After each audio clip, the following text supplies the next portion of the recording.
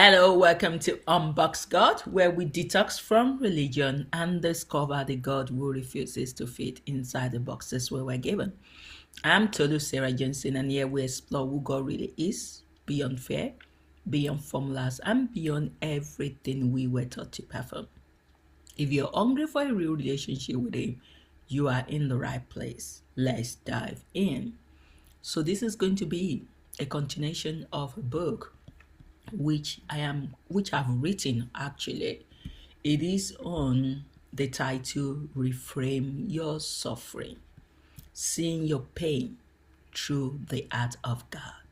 That is what this book is all about. And we're currently in chapter 3, which is This is not delay without purpose. Yes. And the theme is the pain you thought was against you. Yes, the quiet pain of waiting. There's a particular kind of pain that does not shout like tragedy. It lingers, it stretches, it quietly exhausts you.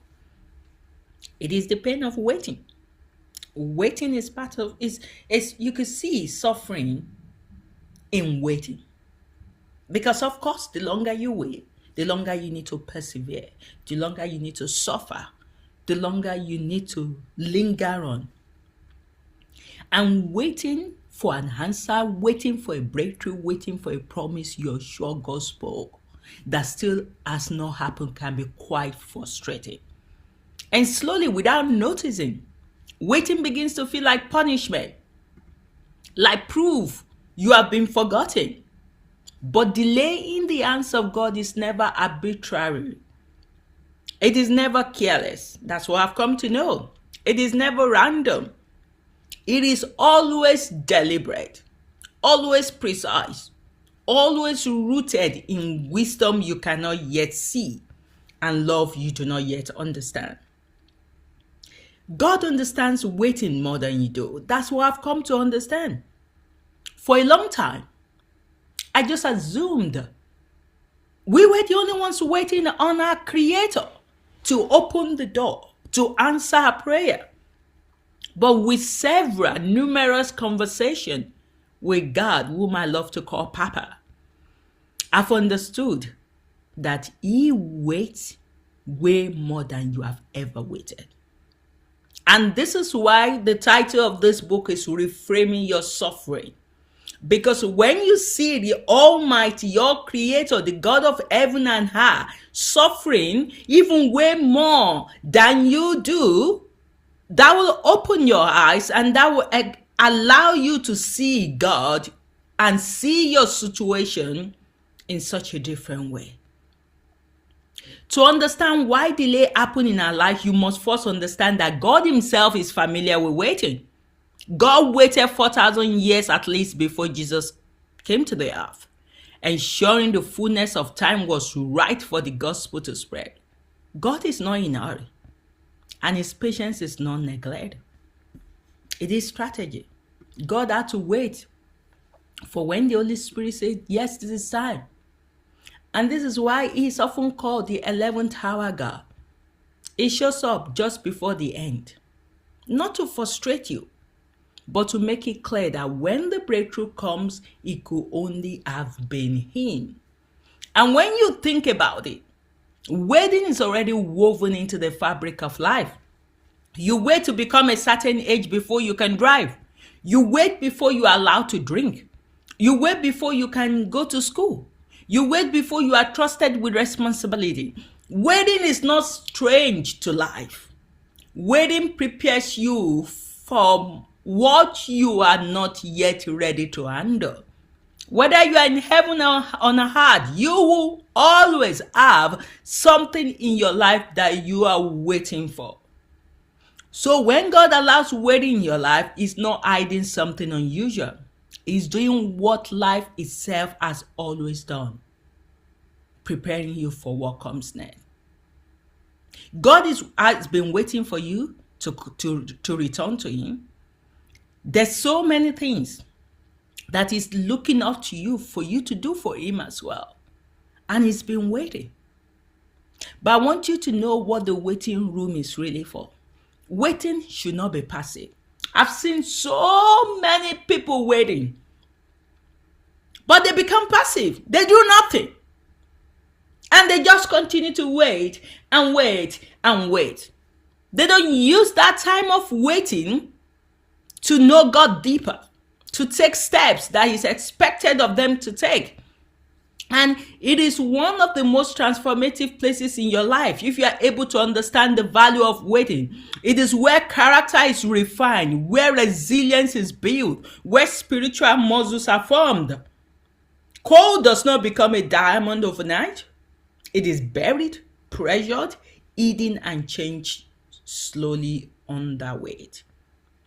In the same way, God uses long seasons of waiting to turn fragile faith into unshakable trust. Some breakthroughs are delayed not because God is withholding from you, but because you're not yet ready to carry the weight of what you are asking for. Sudden success without preparation destroys people. So God delays. So God delays not to deny you. You need to understand that, but to protect you. Waiting should be a preparation, not idleness. There's a difference between waiting and preparing. Jesus spoke of workers in the marketplace who were called at the 11th hour. They were rewarded because they stayed available all day. They did not go home. When they felt overlooked, they stayed ready. And this is what waiting looks like in the kingdom, not idleness, readiness. Matthew Robo-Pay, my friend, waited decades for what he thought would be a global ministry. During those years, he wrote nearly 200 plus books, preparing for a message he did not yet fully understand. So what looked like a delay was preparation. And I've seen this pattern again and again. John Lennon in heaven waited 40 years in heaven before he came into deep intimacy with God. 40 years of learning, growing, and patiently working with him before the closeness unfolded. Tiffany, who came to heaven after a life as an ex-witch, waited at least 10 years before she experienced her breakthrough with God in heaven. She longed to be close to him, but did not know how. And what did the waiting do? It ignited a hunger in her so intense that when access finally came, she maximized it. She began to grow at a pace that surprised even her. So waiting built something inside her that instant access never could. And so many people are waiting like this. But when the moment finally arrives, what they receive is always worth the wait. Yes, sometimes God asks you to bury your dreams like seed. And if they are truly from him, letting go of the striving allows them to die. And in his timing, they grow into something far greater than you imagine. I saw this even in my own marriage. Benjamin and I had to wait. We lost our first pregnancy, Emmanuel, who is our son, who is now in heaven.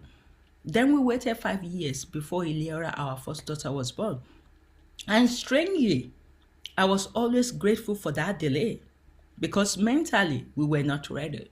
Financially, we were not ready. Emotionally, it was not yet the right time. But God knew. Eliora came at the right time. And when I look back, I can see the wisdom in that waiting. So for me, sometimes I see delay as actually redirection. Sometimes what feels like an unanswered promise on earth is being fulfilled in a way that you cannot yet see. I saw this clearly in my husband, Benjamin. Benjamin waited nearly 40 years on earth, longing for fulfillment, longing for purpose, longing to step fully into what he felt God had for him. And it did not happen here the way he expected. But when he arrived in heaven, he was placed into a position of responsibility and authority he could never have imagined. And the waiting on earth had done something in him. It had prepared him. It had humbled him. It had shaped his character for the weight of what he now carries. So when I look at Benjamin's story and at all these stories, I realize something very simple. God knows best. The waiting was not wasted, it was training. And even though waiting can be painful when you look back, the end of it is always worthwhile. What happens when we misread this delay? When you see delay through a religious lens, it breeds bitterness. You begin to think God is unfair. You compare your waiting to someone else's breakthrough. You begin to envy and withdraw. But every person's pruning process is different. Every race is unique. And often, the real purpose of delay is this: to move you from seeing God as a genie to knowing Him as a Father. From seeking His gift to seeking Him. Because in the waiting room, when nothing else is happening, intimacy is found. And that is often the true breakthrough God was after all along. So, the refrain in this chapter is: delay is not proof that God has forgotten you. Delay is proof that God is preparing you. You're not stuck. You're being shaped. You're not overlooked. You're not being readied you're being readied for something your current self is not yet strong enough to carry. When you see delay as rejection, you grow bitter. But when you see delay as preparation, you grow deeper. You stop asking, when will this happen for me? And you begin asking, what is God building in me while I wait? Because the waiting room is not empty. It is a workshop. And when this shift happens in your mind, peace replaces frustration. You no longer measure your life by what has not happened. You begin to trust the one who is using the time to build you into who you must become. And waiting in itself becomes reframed when you realize something else. We live with an internal God. You're not racing against time. You're walking towards eternity. There is no urgency to have everything now because you are forever with Him. And when you understand that, waiting loses its pressure. It becomes part of the journey, not delay to the destination. I'll see you in the next chapter. God bless.